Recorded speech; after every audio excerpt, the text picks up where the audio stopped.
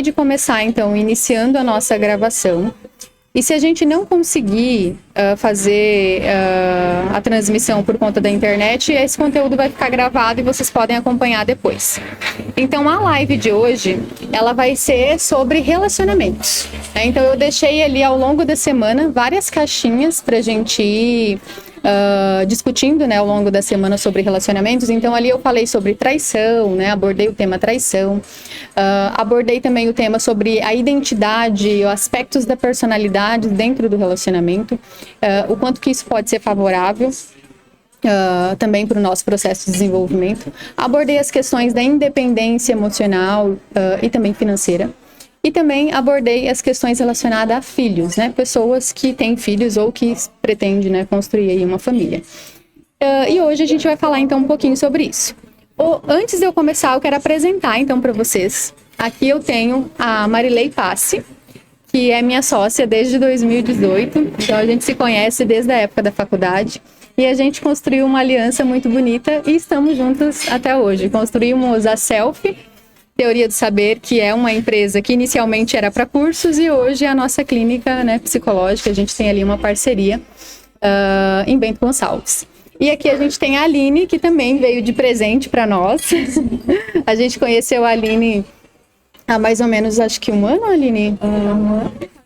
Quase 2 já, né? Então, já tem quase 2 anos e a Aline também faz parte hoje, né, do nosso núcleo. A gente trabalha ali, a gente tem uma clínica, cada uma tem sua sala. Então, a gente trabalha juntinhas e tá sempre, então, conversando e compartilhando, né, os nossos conhecimentos. Cada uma de uma área, a Mari é da área sistêmica, trabalha com casais, e a Aline é da área da cognitivo-comportamental e também a terapia dos esquemas. E eu, né, para quem já me conhece, eu trabalho, então, com a terapia junguiana. Então, todas as psicólogas vindo trazer aqui um pouquinho de informações para vocês, e a gente quer que seja um pouquinho mais prático, né? Que não seja tão teórico. Então, a gente vai ir discutindo sobre isso. Se vocês quiserem mandar alguma pergunta, né? Se eu conseguir acompanhar o chat aqui, porque aqui a minha internet está bem devagar, e a gente está hoje num hotel... como que é o nome? Chocolande. E isso que a gente veio para Gramado comemorar então meu pré-aniversário. E a gente aproveitou então para fazer realmente um chá das 5 aqui e gravar especialmente para vocês, né? Como um presente. Então, meninas, o que vocês acham sobre a traição? O tema da traição nos relacionamentos? A traição, na verdade, ela tem muitos aspectos individuais, né? Então a gente não pode fazer um geralzão inteiro. Tipo, quem trai é mau caráter, quem trai é porque não gosta mais da esposa. Cada casal tem uma peculiaridade, cada casal tem uma química esquemática, né, que nos esquemas a gente chama, e a junção dessa química, às vezes, pode favorecer alguns problemas de perpetuação de esquemas, de crenças, né, que foram formadas na infância. E pode ser que nesse casal a traição seja alguma coisa que favorece um, favorece outro. Então não tem como generalizar, né? Toda traição é uma coisa muito de cada relacionamento.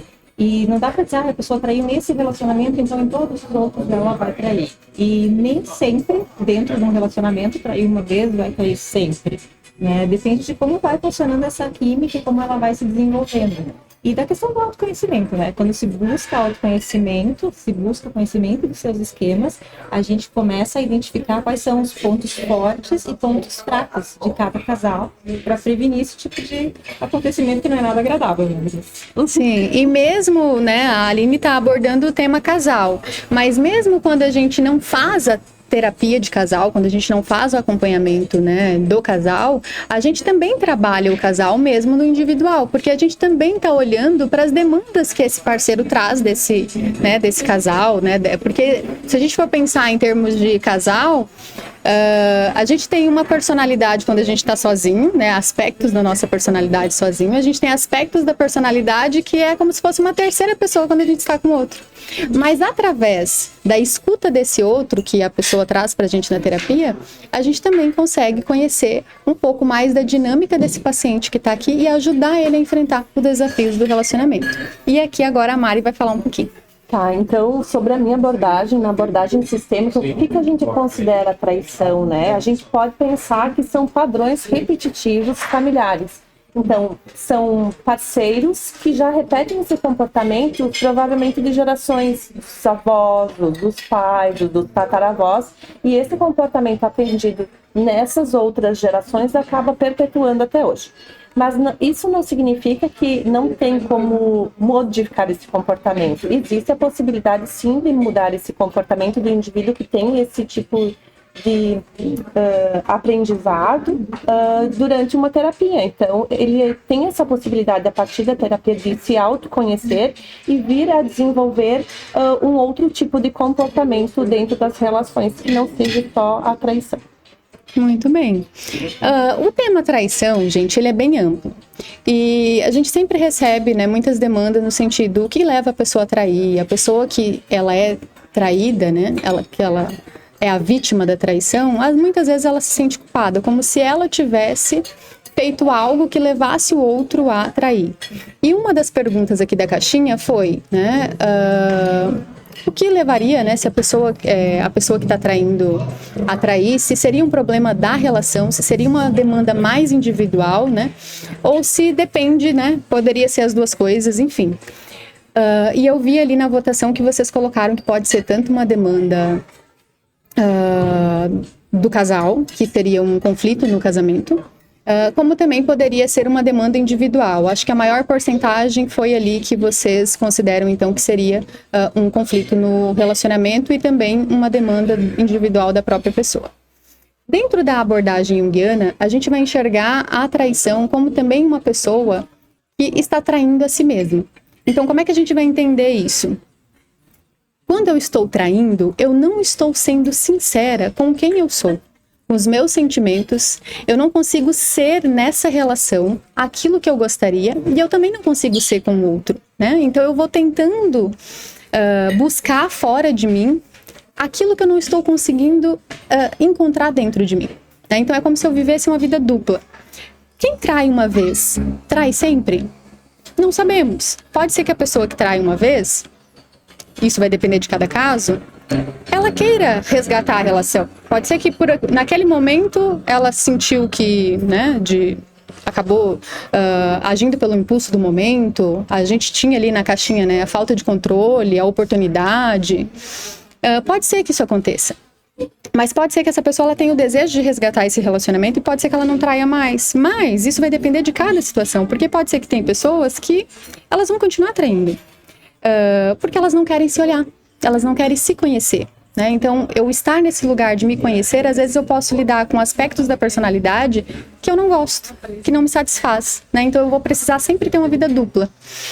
E é bem interessante essa questão, porque traição e fidelidade, elas entram aqui, né? Tem a ver com caráter também, enfim, né? A gente pode ir aqui para um viés mais amplo, a gente pode abordar várias coisas, mas a gente pode pensar que a fidelidade, a cor da fidelidade, ela é azul, né? Ela é azul e o azul é representado na fidelidade porque ele é a cor da distância. A partir do momento que eu tenho um envolvimento mais próximo com o outro, que não está na minha relação, que eu começo a fazer uma aliança com esse outro, as chances de eu trair, ela é muito maior, né? Então, a fidelidade tem a ver com distância, né? Um distanciamento desse outro. Porque senão eu faço aliança, como a Mari falou, com aquilo que é familiar para mim. Eu vou estar sempre numa relação incestuosa com o outro. Porque na relação incestuosa que a gente traz da abordagem freudiana, é como se eu vivesse sempre numa triangulação. Eu tô sempre com um terceiro. Eu não consigo ficar na dupla. Eu tenho que ficar sempre no meio, né? Sempre entre dois, né? Então, essa é a relação incestuosa. A pessoa também que trai fala muito sobre a dificuldade de crescer, de amadurecer, de criar responsabilidade, que exige num relacionamento. Estar solteiro, não estou dizendo que é fácil, mas a gente evita sofrimento. Quanto mais solteiro a gente fica, mais a gente fica dentro da nossa bolha, mais a gente evita se relacionar, porque se relacionar dá trabalho. Se relacionar exige da gente uma responsabilidade, um respeito com o outro. E às vezes a gente não está disposto ou a gente não quer enfrentar essas borboletas no estômago. Sim, né, cara, eu fiquei pensando o quanto também tem que investir nessa relação para que não aconteça uma traição, né? Ter essa parceria e ter esse investimento o tempo inteiro dentro da relação requer demanda, sim, porque tu precisa ampliar a tua comunicação. Às vezes dá um conflito dentro da relação, tu tem que pensar e analisar de que formas tu vai manejar esse conflito com o teu cônjuge. Às vezes a parte da sexualidade também envolve, né, nesse processo, é se conhecer na parte sexual também. Tem a parte da intimidade, né? Muitas vezes a pessoa não se conhece intimamente, como o seu parceiro vai conhecer, então também tem que ter esse investimento de ambos para investir nessa relação.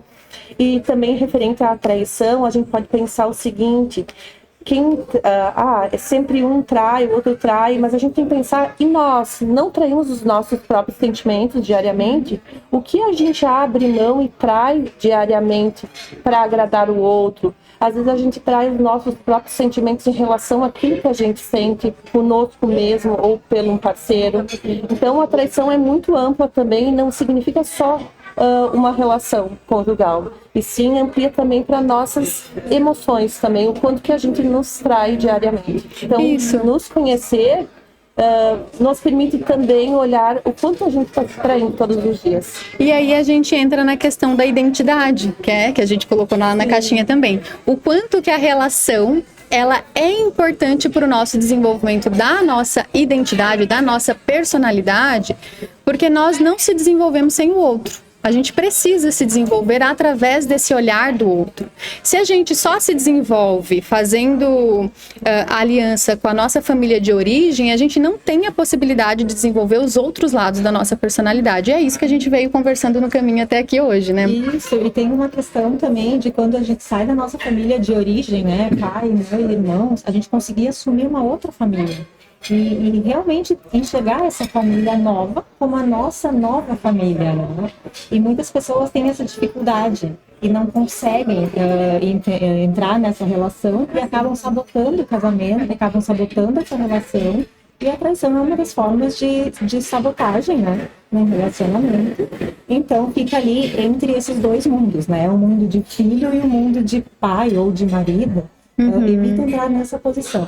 E tem também, gurias, uma questão que a gente não falou, a questão da traição financeira. É verdade. A traição de segredos entre o casal, né? A traição não é só questão sexual ou de relacionamentos amorosos. Tem todas essas outras traições que estão no nosso dia a dia e que às vezes provocam mais danos do que a própria traição sexual ou emocional. Exatamente, com certeza. Bom, a Mari faz terapia de casal, ela deve viver muito isso.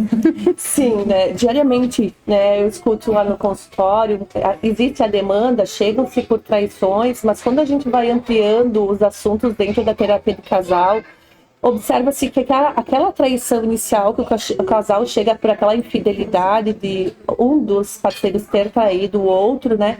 Eles vão ampliando o olhar e vão vendo que tem outras questões que já antes não eram olhado, né? Questões financeiras muitas vezes não é olhado, a falta de comunicação que não é olhado, esses padrões que perpetuam de uma família para outra e que acabam repercutindo dentro dessa família de origem.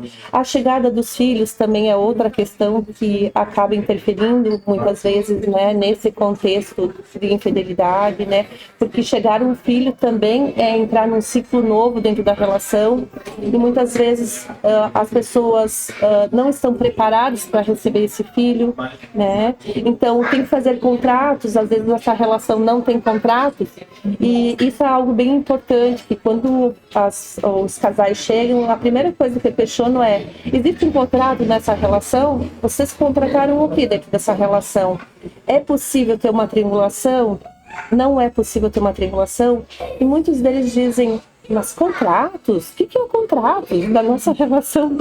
Fala, Mari, o que seria contrato, para ficar bem claro para as pessoas que estão em casa nos assistindo? Isso, então, assim, contratos é falar realmente o que tu queres dentro da relação. É aberta a nossa relação, pode ter uma triangulação, eu posso sair com as minhas amigas, né, como a gente está aqui hoje reunido, tomar um café da tarde, um chá da tarde, eu posso sair com outro parceiro, ou não pode abrir essa relação é só nós dois, né? Não tem uma terceira pessoa dentro da relação. Então, é contratar realmente o que quer dentro dessa relação, o que faz sentido para essa relação.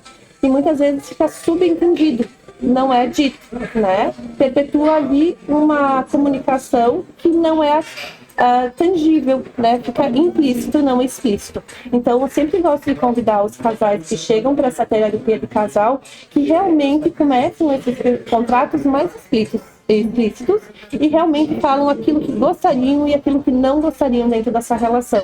Então, eu acho que contratar bem para não chegar a uma traição talvez seja um dos passos para uma relação talvez saudável. E esses contratos, Maris, esses contratos, eles são renovados? Como é que é? A cada tanto tempo a gente reformula esses contratos? Porque as pessoas vão mudando, né? Isso. Então, conforme esse casal vai vendo necessidade dentro dessa relação para modificar esses contratos, acrescentarem adendos, tirarem adendos, que eu gosto de dizer, é possível sim, desde que exista uma comunicação aberta dentro dessa relação. E eu gosto de chamar de comunicação não violenta, né? Sim. Que seja saudável, porque muitas vezes o casal tem até uma comunicação, mas é uma comunicação mais agressiva, né? Mais impositiva, mais ameaçadora dentro da relação, e não uma comunicação saudável, onde cada um pode se sentir confortável e dizer realmente o que gosta e o que não gosta dentro dessa relação. E lembrando, né, que a comunicação saudável, a gente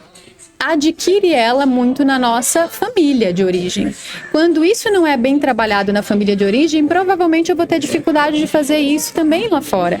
Então, o relacionamento, ele é uma porta de entrada para que você consiga também ter outras formas de comunicação, né, com teu parceiro. Você desenvolve, então, outras formas de se comunicar. Porque é isso que a gente estava falando no caminho, né? Que você falou que algumas pessoas têm um contrato implícito, que é aquilo que eu carrego da minha família, né? Eu já entro na relação pensando que ambos não podem ter amigos, ambos não podem sair sozinhos, porque na minha família isso acontecia. Então eu nem cogitei a ideia de que poderia haver relacionamentos diferentes.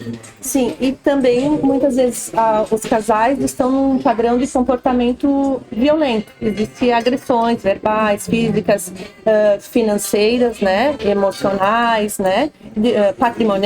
Existem vários tipos de violência dentro de uma relação. Sim. E às vezes a pessoa, por não conhecer ou por repetir aqueles padrões que a conheciam dos seus pais, dos seus avós, ela acaba repetindo aquilo que ela aprendeu. Então, conhecer algo talvez que seja mais saudável só com autoconhecimento. Então, a busca da terapia, tanto individual quanto de casal, faz a diferença, porque aí tu vai construir a nova relação desse casal. Né? Porque o casal chega com crenças e padrões dessa família, vamos pensar em relação a essa violência, acaba reproduzindo e não conhece um novo jeito de manejar dentro dessa relação. E aí vem o conflito muito das relações, aonde eles acabam reproduzindo esses comportamentos mais violentos, né, desse contexto familiar transgeracional. Então, ampliando dentro da terapia de casal ou individual, o casal, o indivíduo vai acabar adquirindo habilidades emocionais e vai perceber o que talvez ele pode construir de diferente e mais saudável, né? Tanto para a relação individual consigo, quanto para essa parceria. Ai, ótimo, perfeito. E Ali, eu lembro que você tinha falado sobre a química esquemática. A química esquemática, isso. Como que isso acontece? Como que a gente pode corrigir esses nossos esquemas dentro da relação? Deixa eu explicar o que são esquemas, né? Tá. Porque é uma palavra meio esquisita, assim, para quem não é da psicologia. Eu costumo dizer que os esquemas são os óculos através do qual a gente enxerga o mundo. Né? Todos nós temos os nossos esquemas disfuncionais. E o nosso parceiro também tem os esquemas disfuncionais dele. Então, por exemplo, eu tenho um esquema de subjugação, né? E aí eu sou aquela pessoa que faço tudo pelo parceiro, que não me coloco nessa relação. E o meu parceiro tem um esquema de arrobo e grandiosidade, que é uma pessoa que gosta de explorar as outras, de se colocar acima das outras. Então, ali pode ter uma química esquemática destrutiva. Tá, deixa eu só entender uma coisa. Esse esquema de arrogo, grandiosidade, ele não chega a ser um narcisismo? Às vezes, sim. Às vezes, sim. Na verdade, o narcisista, ele tem esse esquema como padrão. Uhum. É o principal esquema do narcisista, né? Que a gente diz que são esquemas de terceiro domínio. Sim. Né? Que é esse arrobo, essa grandiosidade. No fundo, o narcisista ele tem um esquema de abandono, né? Mas bem lá no fundo. Precisa de muita terapia para descobrir. Mas ele age com esse arrobo e grandiosidade. E aí Sim, que é para compensar essa inferioridade dele. Para esse sentimento de ser inferior. Então, ele se torna abusador, né? De forma, às vezes, inconsciente, às vezes até consciente, para curar esse abandono. Né? Esse sintoma de vulnerabilidade. É uma criança machucada ali, que não teve o que precisava na sua infância. E quando ele encontra, então, uma parceira que tem o esquema de subjugação, né, ou até de defectividade, vergonha, que é uma pessoa que não se sente merecedora, que vai fazer tudo por ele, então os dois eles vão alimentando um esquema do outro de forma negativa. Como é que a gente pode corrigir isso? Através da terapia, né, novamente. Se eu conheço os meus esquemas, eu posso buscar parceiros que não vão me machucar, que não vão fazer isso continuar, ou dentro do meu relacionamento, eu posso tentar curar o meu esquema, ou amenizar, enfrentando essa situação, né? Claro, seria bom fazer a terapia de casal, e seria bom os dois fazerem individualmente também, para poder corrigir esses esquemas. Mas não é uma coisa fácil, né? É uma vida inteira de uma visão de mundo, de si, de futuro. Sim, sim. E não é uma coisa assim do dia para a noite de mudar. É uma luta contínua, porque os esquemas, eles são círculos, né? Eles sempre tendem a voltar para o mesmo lugar. É a história do sofazinho confortável, velho, que tem lá a molinha solta, mas que pra gente é maravilhoso. Se outra pessoa sentar naquele lugar, é horrível. Mas pra gente é muito bom. Sim, o corpo já está acostumado, já desenhou o teu corpo naquele sofá. Eu já acostumei com a minha dor, né? Eu conheço a minha dor, então eu não vou me desfazer dela, me custa muito. Sim.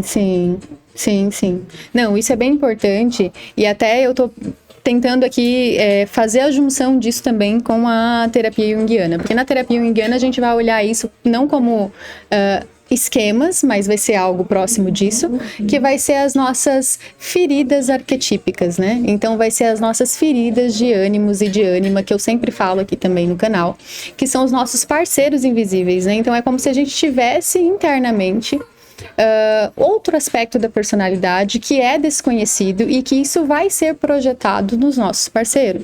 Então essa projeção, ela pode acontecer de uma forma positiva, onde eu vá também nesse encontro com o outro que é diferente de mim, porque eu não conheço aquilo em mim, a partir disso me conhecer também e saber onde que eu posso melhorar e aonde que essa pessoa também pode melhorar, porque a relação ela é cruzada, né? Um tá espelhando o esquema emocional ou a ânima e o ânimos, né, do outro no parceiro. Então, eu posso projetar no meu parceiro a pior imagem de ânimos que eu tenho dentro de mim, se eu não estiver familiarizada com isso que está comigo. Porque quanto mais inconsciente eu estou dos meus processos, daquilo que me machuca, daquela minha repetição, mais eu vou projetar, mais eu vou enxergar aquilo no outro, eu não vou enxergar em mim, e eu vou partir para a culpabilização e não para a responsabilidade. E a terapia ela é um processo de autorresponsabilidade, né? Então a gente traz aquilo que a gente consegue mudar, porque a gente não vai conseguir mudar o outro, a não ser que o outro esteja disposto a mudar junto comigo. E aí a gente vai vendo nesses processos de projeções que a gente vai passando também por estágios de projeções. O casal ele vai se desenvolvendo nessa dualidade, nessa dialética, né? Nesse encontro com o outro, a gente vai se desenvolvendo e a gente vai amadurecendo. Quando só um amadurece e o outro não, chega um momento que o casamento ele não vai mais, né? Ele não progride, né? Chega um momento que quem está se desenvolvendo não vai querer continuar com quem está ali e não quer, né, fazer esse movimento para se desenvolver junto. Mas se o casal ele amadurece junto e eles vão junto nesse caminho de progressão, a gente pode sim construir uma relação saudável e a gente pode sim amadurecer juntos, enfrentando os desafios, porque não é fácil, né? Com as nossas diferenças, com as nossas questões. Todo mundo tem um processo de dor, né? A pessoa que tem um esquema de arrogo e grandiosidade, ela também tem um processo dentro dela que é vulnerável, ela também precisa entrar em contato com isso. A pessoa que também ela não consegue se impor, não consegue dar limite, ela também precisa desse arrogo e grandiosidade que ela só enxerga no outro e não nela. Então a gente vai aprendendo nesse processo também com os nossos parceiros. Então eu acredito muito nisso. A gente não se desenvolve sozinho. A Von Franz dizia muito isso, o que cura são os relacionamentos. Seja ele os nossos relacionamentos íntimos ou as nossas amizades, né? Então a gente está sempre sendo afetado, né, por essas pessoas que cruzam com a gente. E agora, eu também quero, né, aproveitar para a gente falar um pouquinho sobre a chegada dos filhos, né, e o quanto que isso afeta, né, os casais, e o quanto que isso afeta também quem não tem rede de apoio, porque foi uma das coisas que a gente colocou aqui na caixinha, né, sobre rede de apoio, sobre se você tem uma rede de apoio, seja sozinho ou seja com o filho, com a família. Eu lembro que quando eu cheguei em Bento, mais ou menos quase um ano ali que eu vim morar em Bento, eu só me dei conta da minha falta de rede de apoio, porque eu não conhecia ninguém aqui. Eu estava, né, me adaptando ainda em Bento, quando eu precisei fazer um exame, e aquele exame eu precisava de um acompanhante, e o André não poderia estar comigo aquele dia, e eu me senti péssima, porque eu não tinha ninguém para estar comigo naquele momento. Então, nesse momento, eu comecei a construir a minha rede de apoio num lugar que eu não conhecia ninguém. Então, a rede de apoio, ela não é só importante para quem tem filho, é para qualquer pessoa. Mas imagine um casal, ou uma mãe solteira, né, um pai solteiro, que tenha filho. O quanto é importante a rede de apoio? Mari, fala pra gente. Então, assim, referente à relação e à rede de apoio, né? É importante a gente ter uma rede de apoio, porque a gente tem pessoas para contar e a gente acaba não esquecendo um pouco esse casal, né? Porque com a chegada dos filhos, a atenção vai voltar toda para essas crianças, para esse bebê que chegou. E muitas vezes esse parceiro fica de lado. Então, se ele tem um esquema, que nem a Aline disse, de abandono, a chegada desse filho vai surgir dentro dele essa questão do abandono. Ele vai ser deixado de lado por aquele momento, pela chegada daquele filho. Então, é importante a gente ter essa rede de apoio, porque mesmo com a chegada dos filhos, a gente pode contar com alguém para deixar essa criança no momento que a gente precisa ficar um pouco com esse marido para dar mais atenção, ou para esse parceiro, ou às vezes tem 2 filhos, um fica doente e daí alguém precisa dar uma olhadinha nessa outra criança até que a gente leva o outro ao médico. Então é importante a gente ver quem ao nosso redor pode fazer essa demanda. Um tio, uma tia, um primo, o vô, a avó, né? Ou um amigo, ou os dindos dessa criança, até para a gente ter uma vida social também faz parte disso, né? Então, construir essa rede de apoio também faz com que esse casal não seja esquecido, né? Ele seja olhado, ele seja visto perante essa conjugalidade desse casal. Então, eu lembro da Prof. Magda, que ela dizia assim, eu sei que é um pouco pesada a frase, mas só pra gente entender um pouquinho o contexto da situação. Numa relação onde tem um filho, quem sobra é o filho e não o casal. Não é o marido que sobra, não é a esposa que sobra, mas é o filho, no sentido de que o filho, ele precisa ter o lugar do filho, porque senão a gente cria uma simbiose, né? Normalmente acontece esse processo, né? Da mulher acabar voltando a libido e a energia de vida para essa criança e esquece do casal. E nas pesquisas, o que a gente vai ver é que a maioria dos casais acabam se separando até mais ou menos ali o 4º ano de idade da criança, por conta também dessa separação, esse distanciamento. Sim, e a gravidez também é um fator de traição, se a gente vai ver, em muitas pesquisas aponta isso. Sim. Porque muitas vezes o homem fica com medo, né, com receio de chegar perto dessa parceira, né, por fantasias que possa acontecer alguma coisa com o bebê que está na barriga, ou por medo de machucar essa criança que está para vir. Então ele também fica mais resistente de chegar perto dessa parceira e acaba tendo as traições, né? Então em pesquisas aponta também que o fato de estar grávido também, o casal acaba tendo traições dentro da Sim, sim, e até porque tem toda uma questão de muitas vezes o homem enxergar a mulher, quando ela passa por esse processo, como a mãe do filho e não mais como mulher. Então, isso é esperado que aconteça, entende? Não é nenhuma patologia. Mas se eu não tenho conhecimento, se eu não sei que isso pode acontecer comigo, eu vou atrair, né? Eu vou buscar essa outra relação fora, porque eu não consigo mais enxergar minha esposa como minha parceira.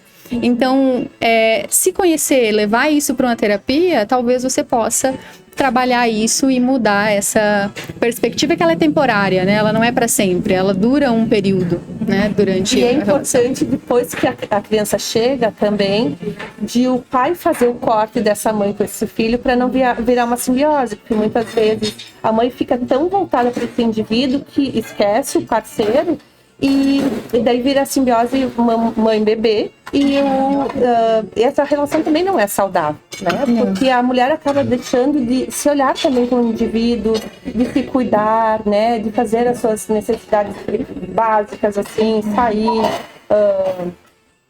cortar um cabelo, se arrumar, né? É importante. Então, o pai é um fator importante dentro dessa relação também para fazer esse corte. Sim, com certeza. A mulher não consegue fazer esse processo sozinha, por isso ela precisa, né, da ajuda desse pai. Ali, a gente não tem mais muito tempo, então eu gostaria ainda que a gente pudesse falar sobre a independência financeira, né? Sobre como que você enxerga isso, como que as mulheres poderiam fazer, porque na maioria das vezes, estou falando das mulheres, não é só mulher, claro, né? Mas é o que mais a gente recebe, assim, como que elas poderiam fazer para conseguir se fortalecer para sair dessa dependência financeira? É um assunto complicado, né? Dependência. Assim, tem toda uma questão cultural também, né? Tem toda uma questão que vem de família, né? Que as nossas mães, as nossas avós, muitas não trabalhavam, não tinham a sua independência financeira. Muitas mulheres ficavam em situação, muitas vezes, de relacionamentos abusivos, ficavam em relacionamentos porque não tinham como sair por questão financeira, né? E isso hoje a gente conseguiu, né? Depois de muita luta, mudar isso. Mas ainda existem pessoas que escolhem, né, dessa forma. Tem que ser uma coisa muito bem conversada entre o casal. Eu acredito que na questão dos contratos, né, que a Mari falou, isso tem que estar muito bem pontuado para não acontecer essa situação, né, tipo, eu vou sair comprar alguma coisa. Tá, mas tu vai aonde? Esse controle, né, tipo, um exercer controle sobre o outro.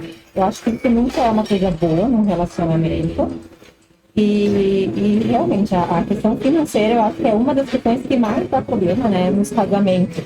Eu acho que a Mari pode falar mais sobre isso, né, a questão do que ela vê no consultório, mas eu acho que é uma questão pouco conversada, porque é um tabu falar de dinheiro, né? Os casais não conversam sobre dinheiro, como se fosse uma coisa suja, né, a gente vem com essa questão desde a infância, que o dinheiro é uma coisa ruim, uma coisa suja, é feio gastar dinheiro, e aí fica um elefante branco que ninguém conversa.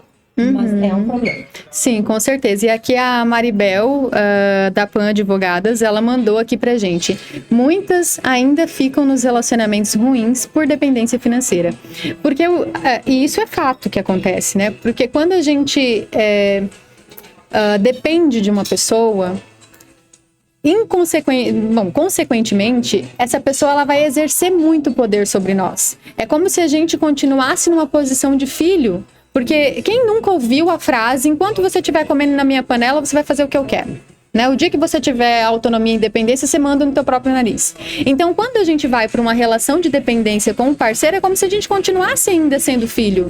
Né? Então, sim, ter a independência financeira, ela, consequentemente, ela também envolve uma independência afetiva. Então, isso é libertador, porque eu consigo fazer as minhas vontades, atender os meus desejos dentro dessa relação e não só numa relação de submissão. Sim, em relação ao dinheiro, né, é um assunto que eu gosto muito de trabalhar também dentro do consultório, inclusive é o tema da minha especialização agora, que eu estou finalizando, é o manejo do dinheiro dentro da relação conjugal, né? E o que acontece? Falar de dinheiro é muito amplo, porque vai muito para a individualidade de cada um, porque existem crenças, existem culturas sobre esse dinheiro. Então, no momento que o casal junta-se, os dois, vem crenças e padrões familiares desse funcionamento de maneiras diferentes da relação.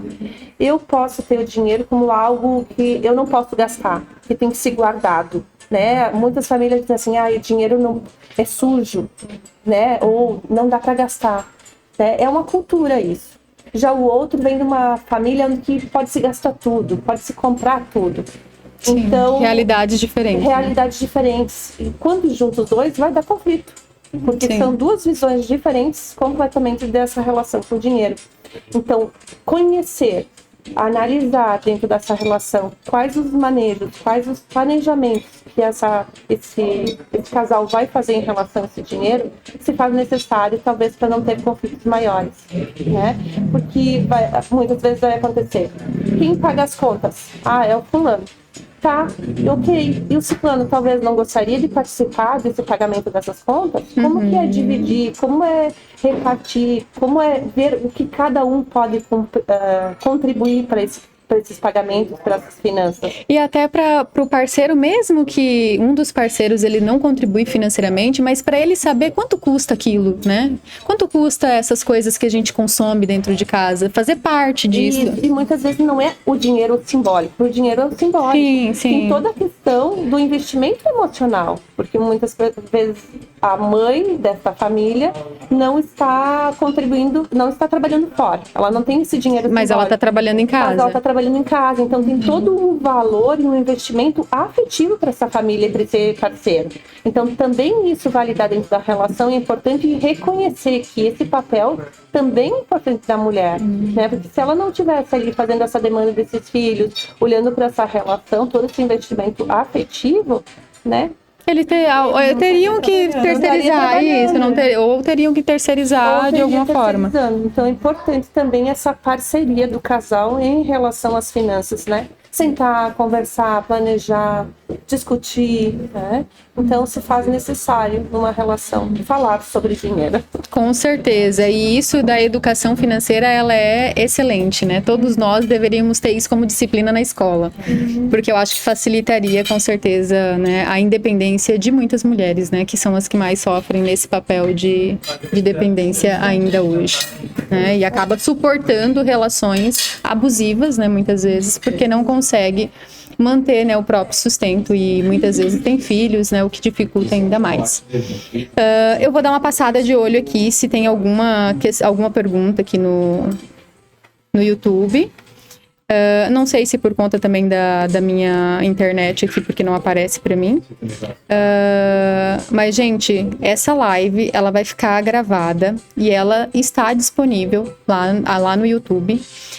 E eu vou fazer alguns recortes e colocar aqui também no Instagram. O Instagram, a gente não consegue mostrar todo mundo, né? Mas aqui no YouTube fica aparecendo todo mundo. E a gente vai fazer mais bate-papos assim, porque foi muito bom. Muito bom estar com vocês. Eu quero saber se vocês têm mais alguma contribuição, o que vocês poderiam dizer também para essas pessoas que estão começando um relacionamento agora. Que eu posso dizer que antes de começar um relacionamento, né, comece um contrato com esse relacionamento.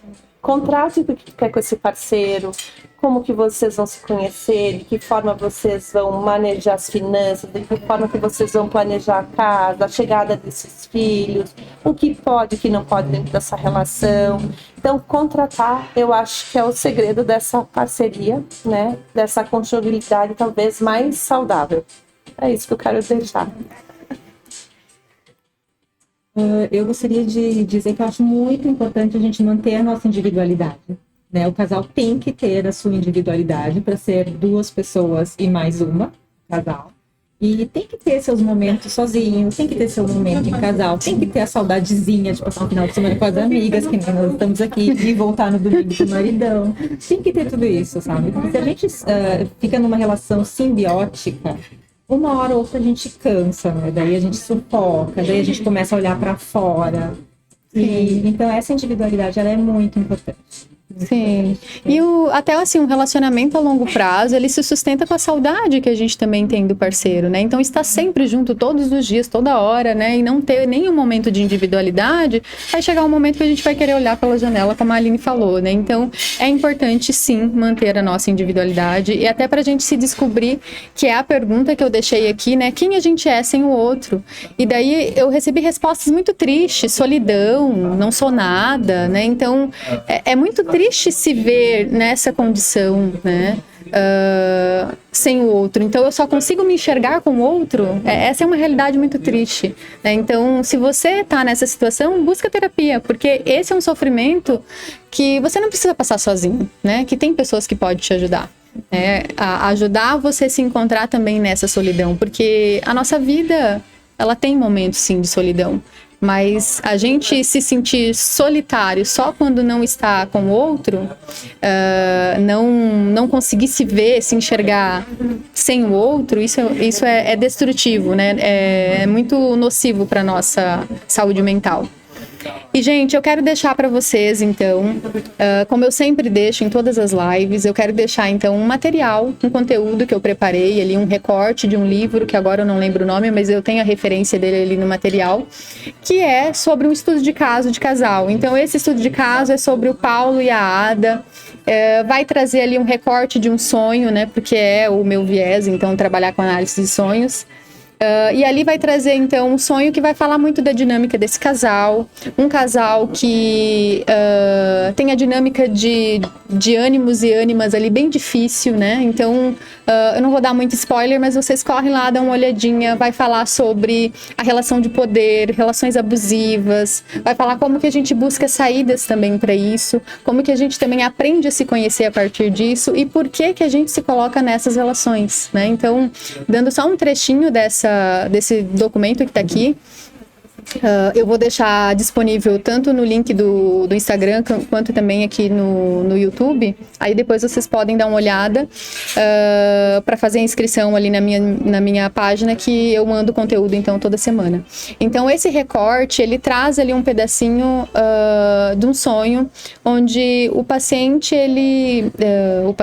o Paulo, ele sonha então que a mulher, ela tá com ele num curral de chão fofo, e ela pula uma parede preta e ela fala para ele pular, e que qualquer pessoa teria conseguido fazer aquilo, e que ele não consegue fazer uma coisa tão simples, e ele se sente então pressionado, mas ele está só analisando a gravidade daquilo, se ele consegue pular, como que ele vai pular, mas que ele vai pular. Então aqui mostra essa dinâmica então que aparece no sonho, mas também no relacionamento, dessa relação de poder e do quanto que eu me sinto impotente, né, frente a esse outro, quanto que eu não consigo atingir a expectativa desse outro. É muito legal, depois corre lá e dá uma olhada, e qualquer dúvida me mandem aqui. Muito obrigado por me acompanharem até aqui, e um beijo grande no coração de vocês. Muito obrigada, meninas. Obrigada. A gente te agradece pela parceria. Ótimo, vamos fazer mais. Agora eu vou ter que ir ali desligar, né? Só um pouquinho que eu vou tentar encerrar aqui.